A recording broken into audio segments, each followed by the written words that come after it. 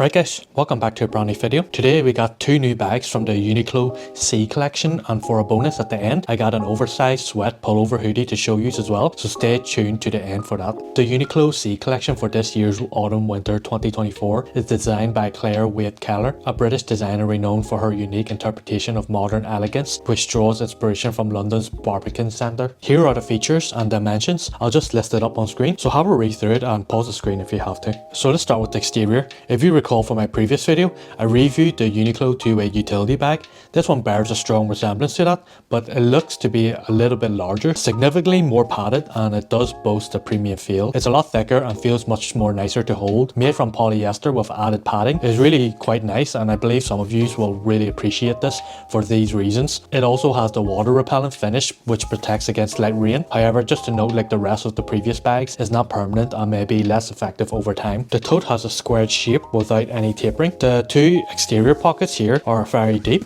which is convenient for storing miscellaneous items. You could easily fit a 1 litre water bottle inside, which I'll just show you over here. And it does have the top bit exposed, but it does make to be a good useful feature as well. So this is 1 litre and it fits relatively well as well. It does utilise magnetic button clips now instead of the typical rivet ones before, I think, that were plastic. And this one feels a bit more premium and does add a little bit of touch to it, which is really nice. The front padding here, as you can see on the folds, there is a bit of a V pattern here, so I think this is just caused by the way it's stitched, but it was intentional, so it does add a bit of character to it as well. The top features carrying handles, which are usually typical longer in other bags, but these are shorter for a change. It's a nice touch as it prevents the handles from swinging around too much when in use as a side bag with the longer strap. They are thick as well, so I don't see this hurting too much when it's heavy and loaded. At the bottom there's a flat base, so when it's fully loaded the bag should be able to stand without any issues. It also features 2 ribbed polyester straps that provide some grip for added stability, which is not bad at all here. The back is fairly simple, aside from another polyester strap designed to slip over the handle of a suitcase, allowing you to use the bag as a carry-on and to attach onto any luggages. On the sides there's a strap stitched directly onto the bag with some double stitching for durability, so it should last over some time. While it's not detachable for tote mode, it's not really a deal breaker. The strap is fairly wide, as you can see, so it distributes the weight nice and evenly, but it's not too thick. But it does adjust, making it suitable for a variety of heights, and it definitely does get the job done. This is the adjustment buckle. Just this metal clip, very basic. So moving on to the interior. At the top we got zips that are placed nice in the center here, held by an access flap that can collapse down once you open it, giving you a full view of what's inside. The sides are exposed, as you can see here. There's a gap here and a little gap here. I'm not entirely sure why that is, and if any of you know why some bags are designed like this, please let me know in the comments below. But I assume you could use the exposed sides to store items like an umbrella or something long for easy access, but it could also just be a design choice. I'm still unsure on how I feel about this type of design. So with this, you do have to just open it up like this, and then you do have full exposure of the inside. So to give you a clearer look at the interior, I'm just going to turn this bag inside out. It's easy enough to do, and the back part doesn't get hard to see everything otherwise. So let me just fold it inside out, and let's see. The front side is over here, so the front side here. So the front side, you do have 2 open pockets just to help keep your items organized from the main compartment. Relatively quite large here, so it takes the full width. Then turn into the back. You have the back side of the bag, which is this little bit here. And it does have this open pocket, which is quite smaller and it is a bit looser.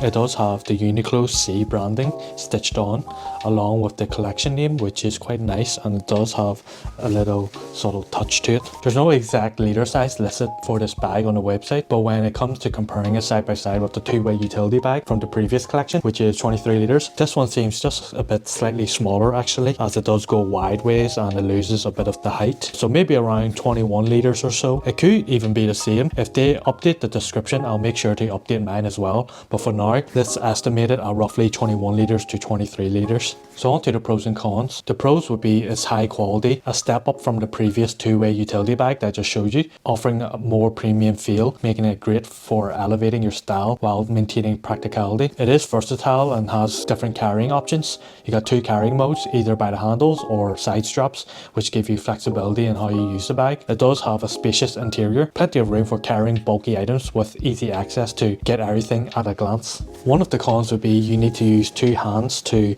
zip this zipper up, just like a jacket, which isn't ideal for one-handed use and could be inconvenient for some. So you could have to put it in like this to zip it up.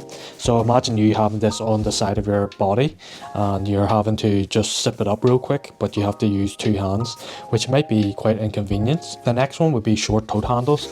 While some might prefer the shorter handles, others may find it difficult to carry it over the shoulder, just like me, because I could barely get this up to my shoulder, and some might like carrying it in this style and it could be a bit of a challenge. So longer handles will probably make it more ideal for some, but this is very subjective. So onto the price and colours. The price is at $34.90 in Great Britain pounds, which from the 2-way utility bag from the previous collection was priced at $29.90. So that's like a £5 increase, which is not too bad, to be honest. It does come in the black, olive and grey. It is sold out as of this video, but there could be a restock. I will update the comment section of this video if it does come back in stock and pin it. I done this the last time and it helped out 1 or 2 people. There is no Uniqlo stores where I am, and online is my only option. The other 2 colours sold out just 2 hours after launch, and I did want the olive one, but it is what it is. Now onto the mini shoulder bag. This one is just super simple and stylish with a rounded silhouette and a drawstring closure that adds a unique touch. Personally, I think a drawstring adds a bit of character to your outfits. Even though it's just a small detail, it does change things up a bit, and I could definitely see that. Here are the features and dimensions. I'll just put it up on screen again. I'll read through it real quick and I'll pause the screen if you have to. The mini shoulder bag is similar to the previous utility shoulder bag, featuring a beige colourway with a padded exterior and water repellent coating that still feels quite premium. The front here has a single compartment, which is pretty much the same, and the same button closure, the magnetic button closure, and it isn't that large to fit my iPhone 14 Pro Max, so it is best suited for smaller items. So just for reference, that's all you can fit in it, so it's better for your smaller miscellaneous items. The back is pretty much simple and there's nothing really here. On the sides you got the durable stitched on strap. The strap is adjustable and comfortable, though it's not as wide as the previous bag shown, but it does generally fit most users with the adjustment as well. So you got the metal adjustment buckle here as well. On the top here you do have the drawstring closure, which cinches down.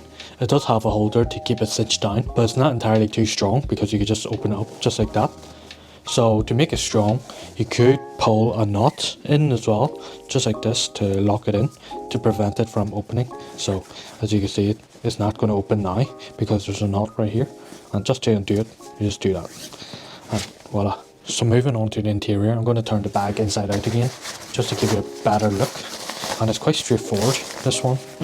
So it's easy enough to turn inside out.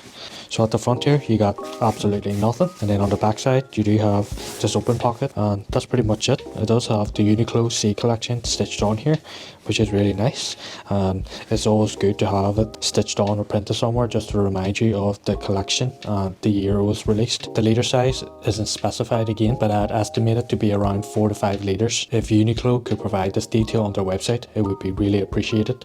There aren't many pros or cons to dive into this bag, so I'll skip that part. You'll likely know if it's right for you. Personally, I like this one and it does add variety to my collection. While it may not offer protection for the camera, it's a great option for other uses and provides a nice change for pace. Onto the price and colours. This bag is priced at $19.90 and it's available in 4 colours. You got the grey, you got the black, you got the beige right here, and you got the green. I've got the beige one, which offers a nice change from the black items in my collection. So here's the bonus content I mentioned at the beginning, the oversized sweat pullover hoodie. I decided to pick one up since I'm a big fan of hoodies, and the cut on this one caught my attention. It has an oversized relaxed fit, which made me want to check it out. I'm not too sure how to showcase this in the best way possible, but I'll try my best here. But yeah, I picked up a size medium. I believe the tags are still on it. So we got a size medium, yep, a size medium in the olive colorway, and I usually wear a large in Uniqlo sweaters, to be honest, and this one does fit perfectly though. The hoodie also has side pockets, which you can see here. They are really nice and quite deep, but it's not connected as well, so just bear that in mind. It does it is separated. So yeah, fairly simple hoodie. It's made from cotton and polyester blend, and it really feels similar to Uniqlo Tourism tees in texture. It's essentially like a hoodie version of those, but just a bit thicker. So I'll give you a closer look in a minute. Personally, while I like the fit and feel of this hoodie, I prefer something a bit heavier for autumn winter. This one is slightly on the lighter side, and although it would be great as a layering piece, I don't think it's warm enough on its own for colder weather. I usually go for thicker hoodies like the one I'm wearing right now. The hood itself is another thing that matters to me a lot. This one is quite light and it sits a bit awkwardly. It does lack a bit of structure, which really annoys me. Funny enough, I once removed the hood from a different brand's hoodie because the hood to body ratio was way off, so it looked disproportionate. Small details like that really bother me. So yeah, for this one, it does sit a bit awkward, as you can see, but overall I wouldn't mind this hoodie for summer. But since it's winter and fall now, I'm looking for something a bit more heavier. I hope they do keep this cut though, and bring it back in a thicker version, because I do like the design and it's definitely affordable. The hoodie does come in 4 colours. We got the grey, we got the black, dark brown and the olive right here. It is priced at $34.90, which is pretty reasonable for a hoodie. Very nice hoodie indeed. So here's the hood and here's the thickness of it. I'll see if I can show you how thin it is, but in conclusion, if you've been waiting for this collection and are on the lookout for a tote for autumn and winter, this is definitely one worth checking out. Claire did a fantastic job with this drop and it's a really cool collection.